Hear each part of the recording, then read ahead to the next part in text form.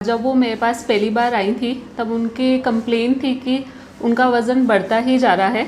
हालांकि वो परहेज़ और कसरत भी कर रही थी बट उनका वज़न कम नहीं हो रहा था। तो सबसे पहले तो हमने कुछ जांचें करवाई जिन कुछ हार्मोन्स के कारण हमारा वज़न बढ़ता है और परहेज़ और कसरत के बावजूद नहीं घटता है, और वज़न के वजह से हमारे शरीर में क्या क्या दिक्कतें हो सकती हैं उसके बारे में हमने उनसे बात करी।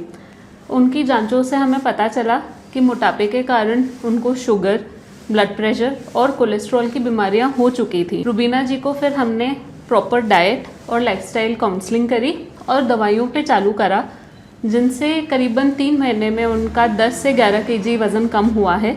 और 3 महीने बाद हम जब उनकी शुगर, बीपी, कोलेस्ट्रॉल की जांचें देखते हैं तो वो सब नॉर्मल आ चुकी है। तो सबसे पहले तो मोटापा या ओबेसिटी होती क्या है?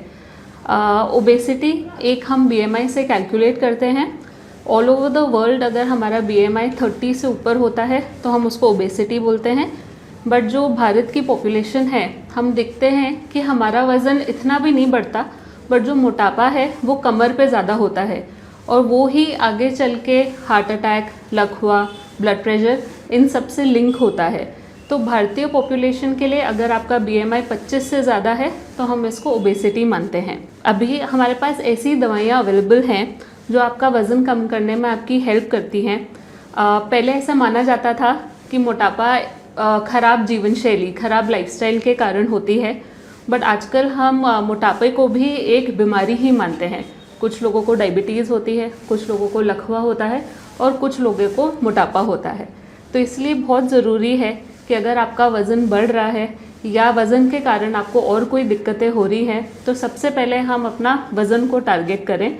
इस बार वर्ल्ड हेल्थ डे पर भी हमारे prime minister honourable Shri Narendra Modi ji ने भी मोटापे को एक गंभीर बीमारी बताया गया है।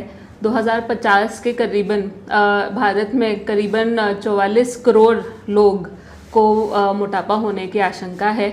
इसलिए बहुत ज़रूरी है कि टाइम रहते हम अपना वज़न को कंट्रोल रखें और बड़ी बीमारियों से बचें। मेरा नाम रुबीना बानो है।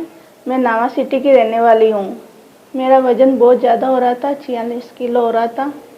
मैंने बहुत जगह से दवाई ली लेकिन फ़र्क नहीं हुआ।